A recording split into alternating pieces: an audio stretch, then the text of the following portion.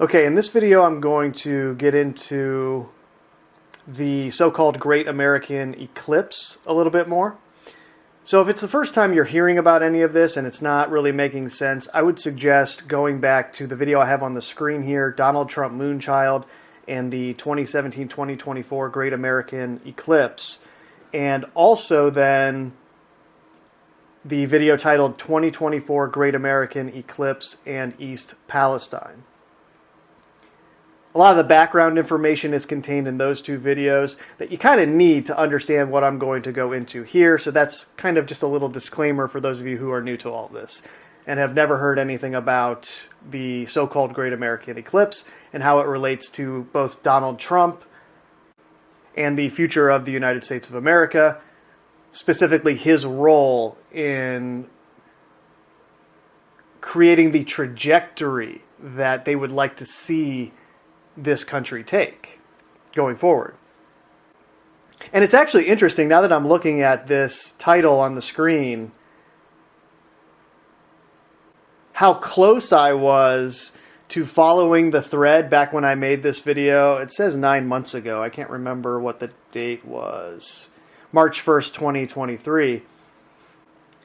And there was all this resonance with Palestine and Israel in the train derailment that happened in East Palestine, Ohio. Specifically, there was a malfunction tracked in a station that was in the town of Salem, and the first path of totality in 2017 went through 7 different Salems. There was just this weird resonance to Jerusalem and Israel and Palestine that was going throughout that whole event. And at the time, I was looking at it through the lens of America and what that might mean for America. But then, of course, as these things tend to go, it was weaved into the threads of the whole thing that just a few months later, we had this war break out between Israel and Palestine. In this way, the news is always being foreshadowed by other events. It's always layers under the surface layer where these events are foreshadowed if you have the eyes to see it. And just at the time, I wasn't thinking in that direction. I was focused solely on America. But if I had sat down and thought about it a little more, it might have made sense. Oh yeah, maybe this is pointing towards some kind of thing going on over there that would also relate to America's future and the future of the world in general. That happens all of the time. When you're in the moment with these things, you don't quite realize the impact of what you're actually going over until much later, because these things become crystal clear with hindsight. It truly is 2020, as they say. But anyway, the reason that this video is particularly relevant to what I'm going to get into now is with the film that was released for streaming on Netflix called White Noise on December 30th, 2022, because a little over 2 months after that is when the train derailment and chemical spill transpired in East Palestine, Ohio, only 2 months after this movie was released, that had the identical plot.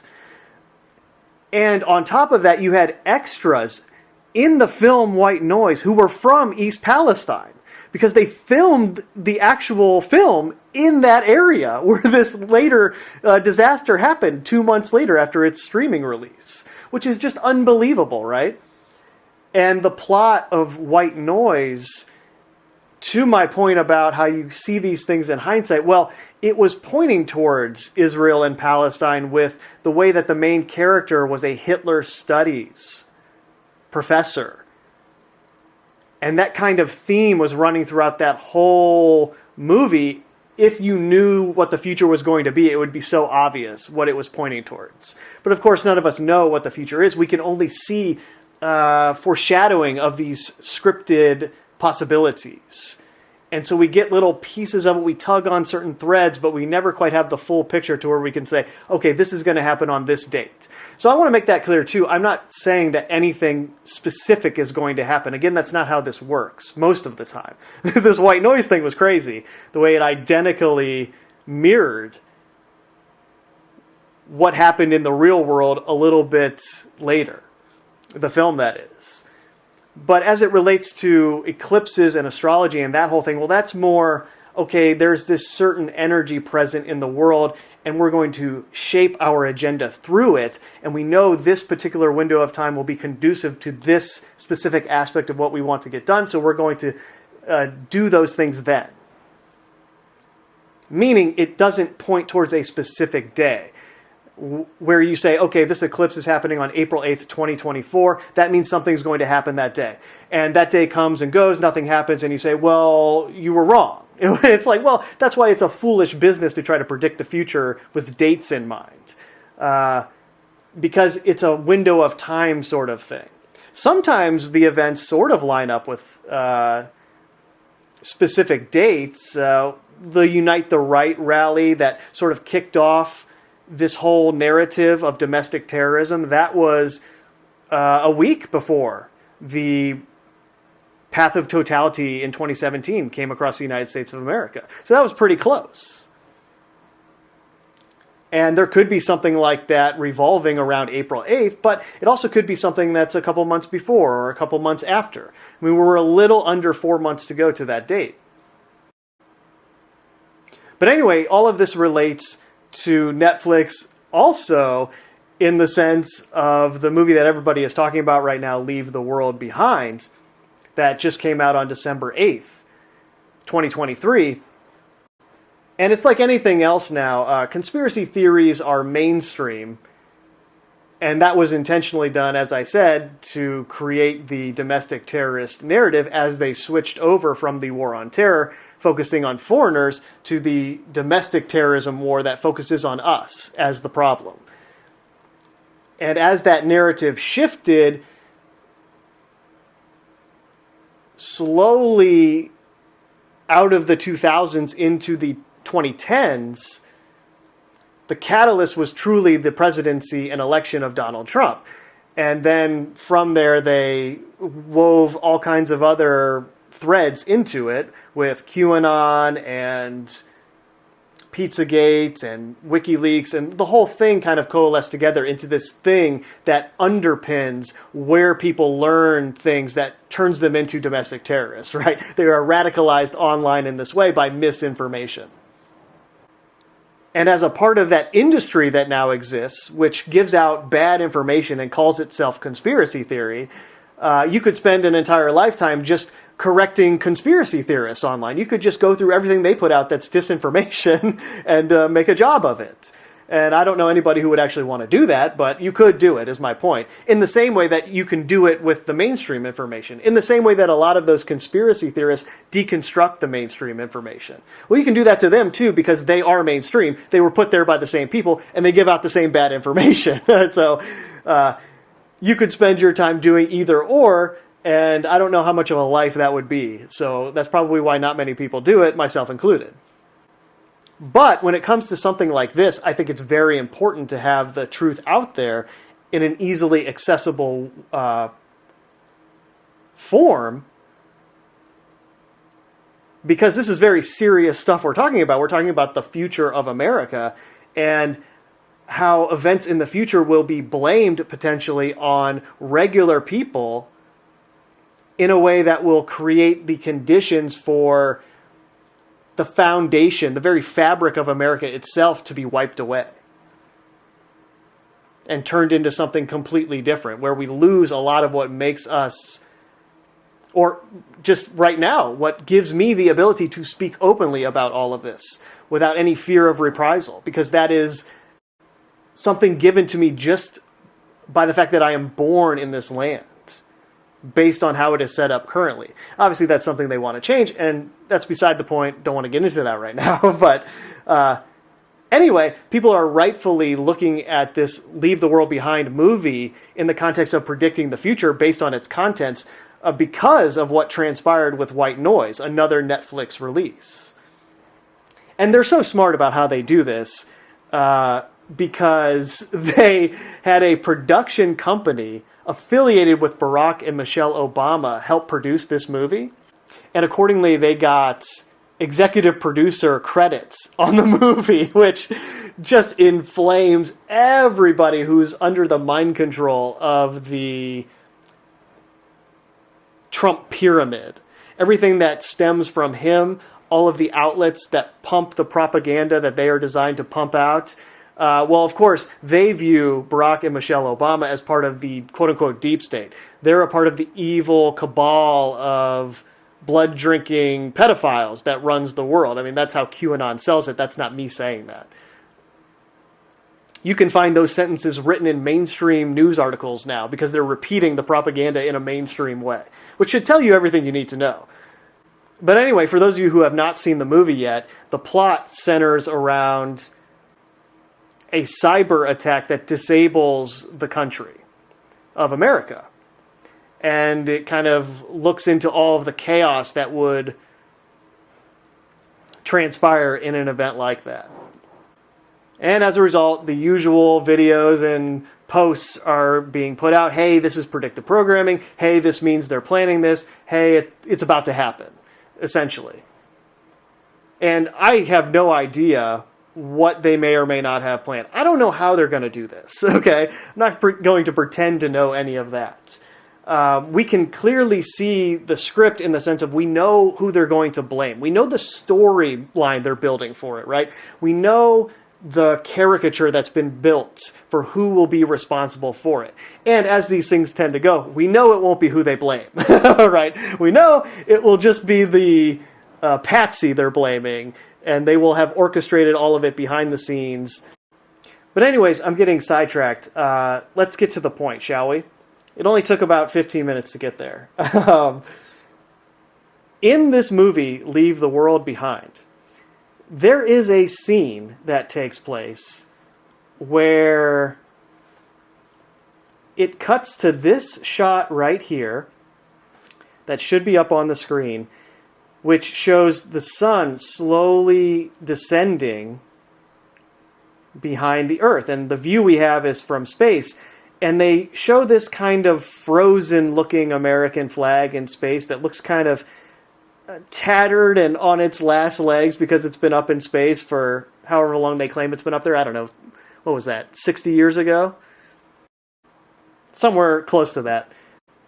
And then it slowly starts getting behind the Earth and darker and more red, and then a little more red, and then a little redder, until finally it shows this scene where the sun has been eclipsed by the Earth and the American flag is completely occluded. You can't see it anymore. And I hope you see the weight of that in the context of everything that I've gone into about Donald Trump, Moonchild, this eclipse, and America. This was actually a very deep movie that you could spend a long time decoding and getting into, and I'm not going to do that because, again, this would end up being a 2-hour video if I did that. But this is the most important scene in the movie, I promise you that. The fact that they showed this in the context of an attack on America, the destruction of America, and the way it's portrayed in the film is you don't know who is actually behind it. In the same way that, like I was saying, you wouldn't know if it happened in real life who was really behind it, because they would be saying all of these things to you about who it is in whatever way you could obtain that information during something like this. But that wouldn't be who it is. And the idea is for us to consume ourselves in that kind of situation, for us to destroy ourselves in that kind of situation. And I hope you see also how the way they have divided everyone and made the culture so on edge and suspicious of each other and just filled with that energy that just wants to tell someone, I know the truth, you're wrong. That energy is so permeating American culture now that if something like this transpired in the way that it's depicted in the film, that would absolutely take place, where people would just destroy themselves. In that way, it's a metaphor for the propaganda and how it has turned everyone to extremes, to the two poles. It's funny, right, how it's more and more commonplace for people to refer to others as extremists. Now, of course, they're being led by the media to do that because they're repeating that phrase over and over again. But there is no middle ground anymore. Everyone is an extremist to everyone else. If you're not on someone's side exactly and what they think based on what they've been told, you are an extremist because the other position is extreme compared to where you are. So let's get into this a little bit more. I couldn't believe that this eclipse scene was put into this movie, the way that it eclipsed the American flag in the context of this great American eclipse from 2017 to 2024, the two paths of totality that have so perfectly coincided with Donald Trump's presidency and the rise or mainstreaming of conspiracy theories and how that is being used to create the domestic terrorist, the enemy of democracy. And this is being done all over the world now. And the next part of this is really interesting because it's something that I missed given the fact that this video was made March 19th, 2023. So it was before this actually officially happened, which is Twitter was officially renamed to X Corp in official legal terms, which we learn in April 2023 from documents released as a part of a lawsuit filed by right-wing character Laura Loomer. And that was just a funny note that I added because, of course, it was a right-wing character that was involved in this X Corp knowledge becoming public knowledge. It would have always become public knowledge, obviously, once Elon Musk changed the labeling on everything and the branding. I mean, as soon as the X was there instead of the bird, well, we would have known. But this is when it started to become public knowledge. I want you to think for a second about what this is. It's an X, right? And what does this eclipse make over America? It makes an X, right? And Elon Musk is associated by people that are in the mainstream thought form with the right-wing evil terrorists, right? He's associated with the people that are the enemies of democracy, the people that we have to be afraid of. What did Elon Musk do as soon as he bought Twitter? Well, he reinstated Donald Trump's Twitter account, which is the worst thing you could do when you're on the other end of the extreme. And he's been in some of the anti-Semitic controversies, and advertisers have pulled out because of things he's retweeted or tacitly supported. So he's just in that energy of the evil right-wing person that we need to look out for. The person that's ruining how great Twitter used to be. And from the other side, that's part of how they see America losing its way. And then it's the exact flip side for the people that listen to Elon Musk and everyone associated with them as far as what they promote. Then they look at things like Leave the World Behind and say, oh my gosh, look at the Obamas involved in this depiction of the destruction of America. They're going to do this. This is what they've been doing all along. Even if they don't think something like this would actually transpire, they view it as the metaphor for what they're doing to America. And in that way, they pit the sides against each other, same as it ever was. But I missed this because, of course, it didn't exist yet, that this was a very intentional rebranding of Twitter given who he is associated with and given the role that social media is going to play in whatever they have planned in the future. Of course, he renamed it to X during this period in time. And then if you want to get deeper into the esoteric side of the X itself, yes, of course, it's a square and compass if you're looking at it zoomed out. If you can imagine the V shape that the square makes and the V shape that the compass makes and how they overlap each other. For example, if you went like that and you went like that and you have that V and this V, well, yeah, it's the square and compass. Now, am I saying Elon Musk is a Mason? Well, that means nothing. Who cares if he's a Freemason? Because that's just one branch of the tree, right? It's just a different label on the same group. So it doesn't matter what they actually are, but it matters in terms of they put that kind of symbolism out there in an obvious way if you have the eyes to see it. But the more important part is the fact that it's an X in the context of this. I hope you can see that. And the more I think about it, though, maybe the masonry angle to this does make a little sense in terms of, hey, lots of these so-called founding fathers, quote unquote, were Masons as well. And maybe it's kind of winking and nodding at, well, that built it up. We created America, and now we're going to destroy it. And in that sense, a Masonic branding would be the most applicable, and maybe that's why they went in that direction, when it could have been anything, right? So then the next part of this is in November 16th, 2023, The Economist releases a cover image of Donald Trump eclipsing the Earth. And this is the cover right here, The World Ahead 2024, and you have this silhouette of Donald Trump's face eclipsing the Earth and looking directly at America, of course. And this is what they say. This is from The Economist. The edition includes The World Ahead 2024, our 38th annual predictive guide to the coming year. In all that time, no single person has ever eclipsed our analysis as much as Mr. Trump eclipses 2024. And my head exploded when I read that, because it's like, yeah, that's exactly what I went into in this video. I mean, it's word for word, in a nutshell, what this video is. And I couldn't believe it.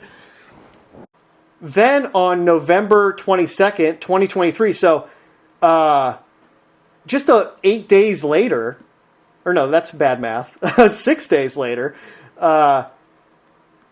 Leave the World Behind is given its limited theatrical release. And of course, November 22nd is the anniversary, or the same day that JFK was assassinated in 1963. And, check this out, Saros 145, which is the same series that this Great American Eclipse is from, was going on in 1963. There was a similar eclipse on July 20th, 1963. And then a few months later, you had the assassination of JFK, which really could be viewed as the beginning of all of this. It kind of started with that event. In post-World War II America, there was a lot of unrest based on what was going on in the world. And there was also a lot of hope about what we could do to change things. And then that kind of just, that sent us down the path that we're on now, really, when they assassinated a president on television, man. It's interesting how they have so much control now of the country that the assassinations have really decreased in number. They really don't have to do that anymore because they control everything, right? I mean, it wasn't so controlled in the past. They actually had to kill people in broad daylight who were getting in the way of their agenda. There are multiple presidents who have been assassinated throughout the history of the United States of America. And not just America, right? World leaders all over have been assassinated in a similar fashion if they aren't going along in the way that they're supposed to. My apologies in advance if this seems a little disjointed, but my Screencast-O-Matic subscription lapsed and I haven't redone it yet. So I'm limited to 15-minute videos at a time. So every time I get to 15 minutes, I have to stop, save that video, and then start it again. And I kind of lose my place where I was. But I believe I was discussing the JFK assassination and Saros 145, how that Eclipse series, which the Great American Eclipse is a part of, was going on during that time. And now we're back into it with this 2017 and 2024 so-called Great American Eclipse, which is a Saros 145 eclipse. And the prior video on Donald Trump showed how he's so intimately tied into that and is literally the moon child in that respect. He was born during a lunar eclipse and was primed to channel that kind of energy. So he was the perfect vessel to put into the position that he was in from about 2015 to now, on the edge of 2024. But while I was taking a break there, I found this picture that I wanted to show when I was discussing the X logo, because this version of it from a CBS News link really evokes kind of Eclipse imagery, doesn't it? The way it has this silhouette, this kind of halo emanating from the X. It really does kind of evoke Eclipse imagery for me. And maybe that's just because that's where my head was at when I saw it. But I don't know, you can be the judge on that and see if it looks similar to you in that respect. Again, I don't think it's an accident that X was chosen in the context of this great American eclipse and what Elon Musk represents and how that relates to the pattern of the eclipse over America, given everything that has transpired through Donald Trump's presidency and the relationship that Elon Musk and Donald Trump have as it relates to their talking points and what they support and represent. I also found this. Someone broke down further the X logo, and it's also kind of dimensional. And you could view it as ones and zeros, kind of that digital Starlink view he has of humanity, that transhuman idea of where our future is headed. And of course, Elon Musk runs Tesla. Well, he's the front man, right? He doesn't run any of those companies in reality. But he's the front man for Tesla, and Tesla plays a role in Leave the World Behind, where all the self-driving automated cars that are controlled by computers were hacked as a part of the cyber attack. And they were used to make travel impossible on the freeways, which is kind of terrifying in its accuracy. Like, yeah, they would actually do something like that if they wanted to cut off travel for people. They would just ram all these self-driving electric vehicles with no one in them off the dealership lots and into the on-ramps and off-ramps, and no one would be able to travel anywhere. That's pretty smart and accurate. And that's actually what they said President Obama's role in giving notes to the script was. The director said, oh yeah, I went to him and said, hey, is this realistic or not? And he gave me notes on that kind of stuff. So then, November 22nd, 2023 is the theatrical release.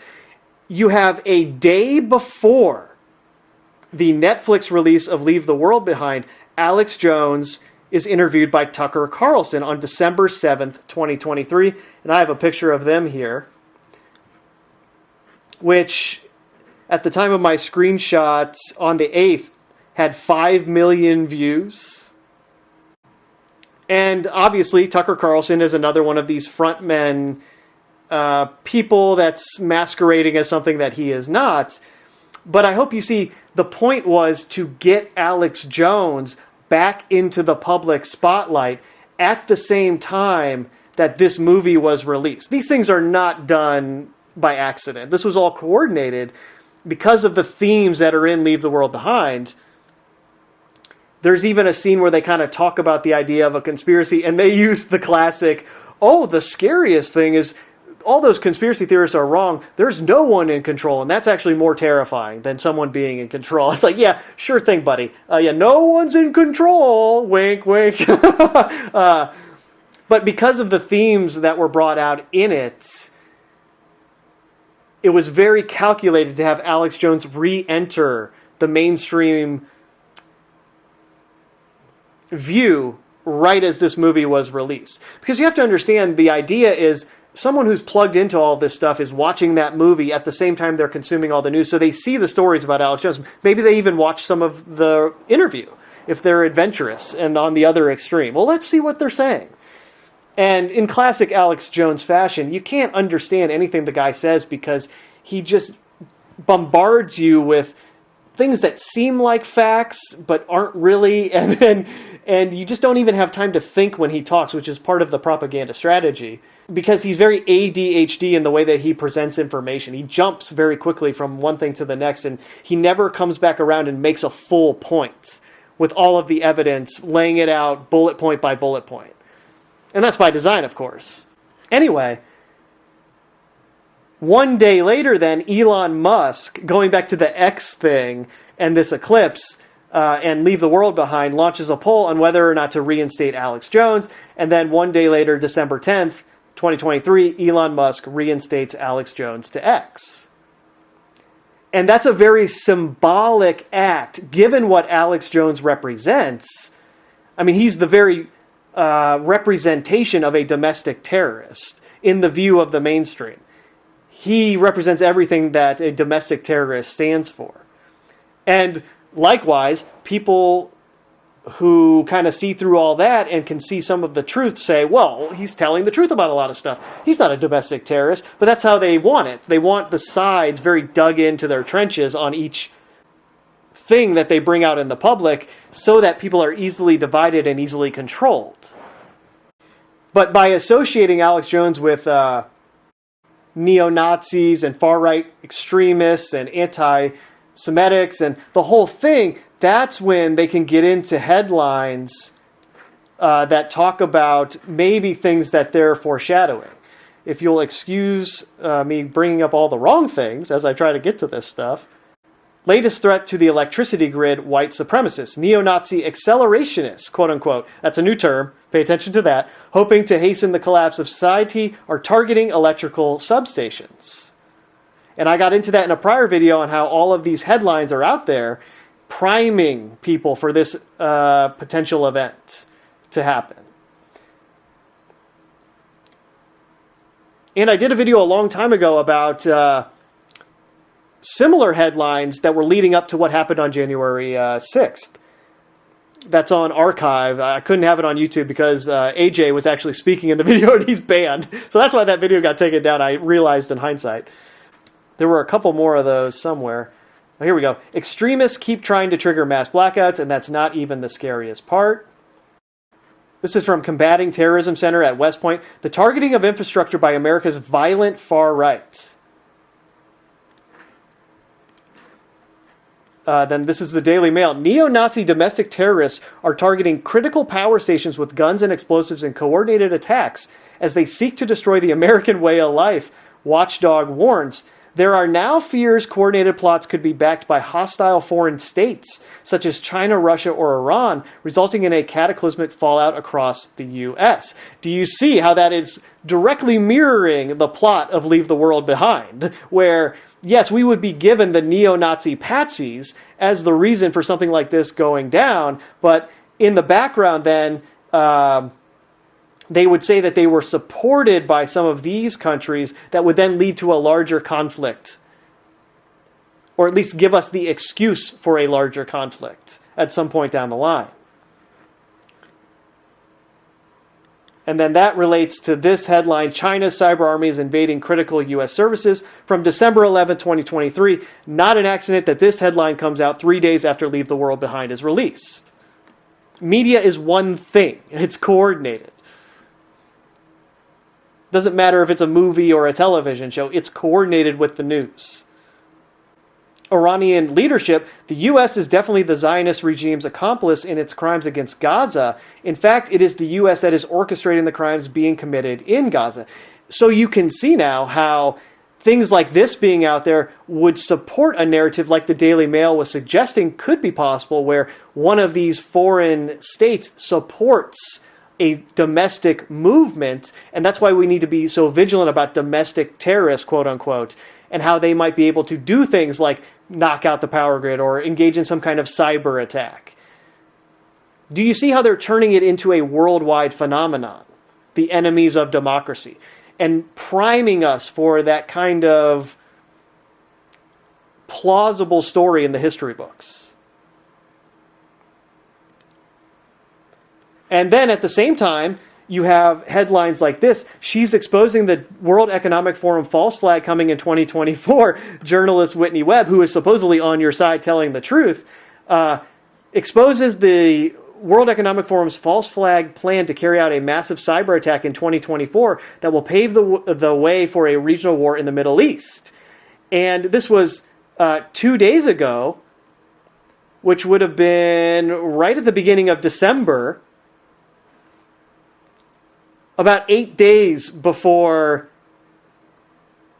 Leave the World Behind was released on Netflix, but it had already been out in the theaters. So you see why this comes out around the same time, because of course she is a part of the same agenda. one of the characters, one of the many characters. Oh, this is just the art for the film. It's just interesting that it says there's no going back to normal as the tagline, and leave the world behind is so interesting too in that context. Just in the way that the film presents reality. I mean, there's an interview out there with the director who says the film is kind of like a nightmare. So there are nightmarish parts in it that don't necessarily reflect reality. They reflect kind of events that you would experience in a dream. And I think that's a lot of the issue people have with it from a plot line perspective. Hey, some of this doesn't make any sense. Well, it's supposed to be kind of a dreamlike world that you're in.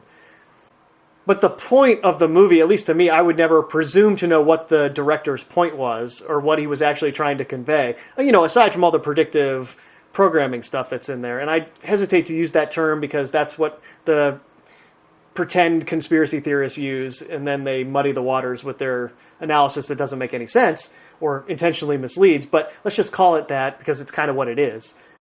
The daughter character, who's probably around 10 years old. Who knows? She's pretty young. And it's interesting, she walks around in a NASA t-shirt for most of the movie, and her brother has an Obey t-shirt on, and obviously NASA uses the phrase T-minus. What is NASA minus a T? Well, it's Satan, of course, so it's subconsciously telling you obey Satan when they're in the same scene together. But I suppose that's not too far off. Who knows if this is actually true, but when the playback of Yes We Can said thank you Satan, I don't know if that was actually true, but that was something that was out there many years ago now, given who was the executive producer, quote unquote, of the film. But her entire focus, the whole movie, is to see the last episode of Friends. She gets to that point in the series, and that's when everything stops working because of the cyber attack. And she's crushed. You won't know how it ends. And I can feel that. I think we all can feel that, of not knowing the end of something that you put all that time and energy into. And I've had this thought before, actually, that that's why we're afraid of death. It's not even the fear of the unknown. It's more, I want to know how the story ends, and you're going to pull me out before I get to see the last episode. Man, that's not fair. So for me, that's always been my thing with death. Like, I want to know how it ends. Come on, you can't take me out early. That's part of my thing with why I don't want to go. It's like getting to the end of a series and not seeing the last episode. But some people are different. They have a great power where they can start a piece of media and they get halfway through it and they say, this is garbage, I'm not finishing this, and they just move on to something else. And they probably feel the same way about this world. I don't need to see the end, I want out of here. But anyway, her entire focus is to see this last episode. And that's very clearly a metaphor in so many different directions, in the sense that she is literally leaving the world behind. That's all she cares about, is the media. And I hope you see, that's us. You're doing that right now watching this video. Everything that's going on in the world, you're leaving that behind to watch this video and distract yourself from it. That's what all media does. And the very last scene, she very intentionally runs her finger over the Netflix button to press play to kind of tell you that, hey, yeah, that's what this is. Even though you could take it in the way of it's saying, hey, well, there's no going back to normal in the context of the plot after this happens, and we're all leaving the world we knew behind, which would be the literal interpretation from a mainstream perspective. But we know with these films that there's so much more going on than that. And there's all kinds of other interesting scenes, too. Like the scene at the end where Julia Roberts' character and the other child are having this spaz out fear episode with a bunch of deer in front of them. And deer are chill and they don't mean you any harm, and they're just looking at you. And it's showing you the insanity of humans in the context of their system, right? Not having access to their system made them go insane. the system that disconnects them from nature in the first place. They're now totally insane and in fear, and they're, behaving like a banshee, throwing their arms in the air, screaming, trying to scare these deer, and the deer are just staring back at them like, what's your problem? Why aren't you like us? What's your deal, man? But I promised I wouldn't turn this into an analysis of the film, so I'm going to stop there. I just wanted to note that part of it as it relates to technology and leaving the world behind.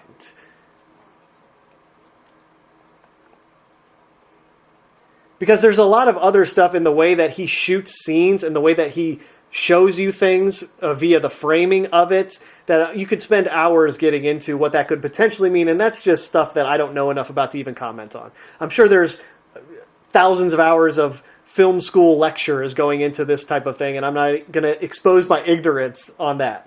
But I know, like, speaking of the scene I went into earlier where they show the eclipse, and the next scene is this inverted screen where there's a glass of water sideways on the character's face, and I'm sure that was intentional in how it related to the eclipse scene right before it. And it's interesting that every time he showed space up above, it was right after they went to sleep and right before someone woke up. And I think that got to the whole nightmare sleep aspect of it on one level, but then also to the eclipse level, what's going on up above, the music of the spheres, and how that is interacting with us below, and how that relates to their agenda that they coordinate through it. In this case, the cyber attack that completely disrupted America and would eventually lead to its collapse, or at least that's what they portrayed to us. And how real-world events could very easily mirror that. It was very realistic in that way, and I think that's why everyone is talking about it. There's a cynical way to view it, like, oh, this is some kind of advertising that's going on, everybody talking about it, especially people who are a part of the agenda discussing it. But it's like, man, you just got to watch it, and I feel bad telling you to watch media, but it's very realistic in the way that it depicts how something like this would transpire. And of course, there's all of the Netflix programming that you have to look past, the typical memes that they put in that stuff, because it's just outright propaganda. But if you look past all of that, they're definitely subconsciously priming people for something with this film.